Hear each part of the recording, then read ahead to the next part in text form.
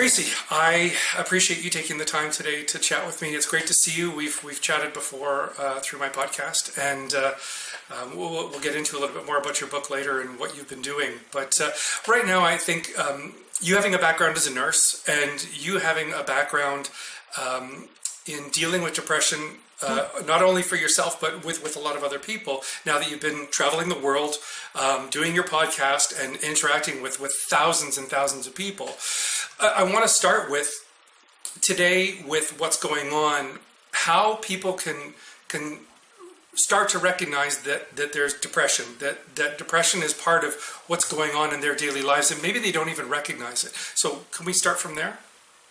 So absolutely. As you know, we're living in a very, very stressful time right now. And so certainly if people who are already depressed are likely feeling worse. People who have an undiagnosed depression, I think they're going to notice that their signs and symptoms are going to become very, very apparent. Or if they're not noticing, friends and family, whoever's in their connection will notice. Depression is going to be a very normal reaction to what's going on. I know lots of people have likened our response to the pandemic to Elizabeth Kubler-Ross's 5 responses to being told you're dying or actually of grieving a death. And I know depression is in the middle.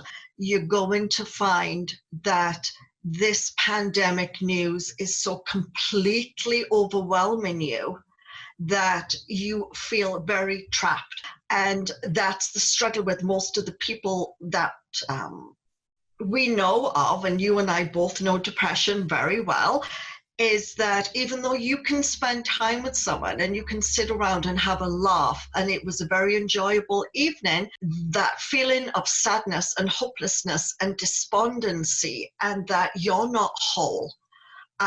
Depression makes you feel like you are not the person you once were.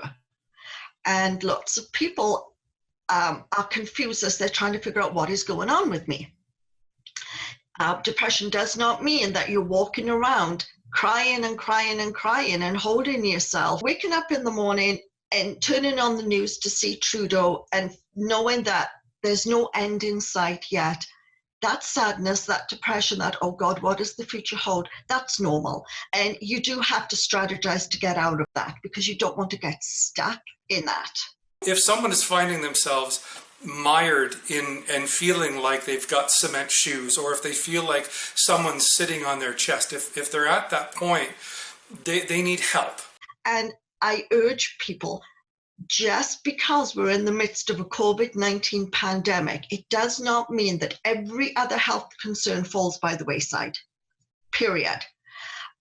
Because now more than ever, with this social isolation, if you have a mental disorder, unless you're able to reach out and start getting a care plan, for want of a better word, a management plan implemented, it's going to get worse and it's going to send you down a very dark path.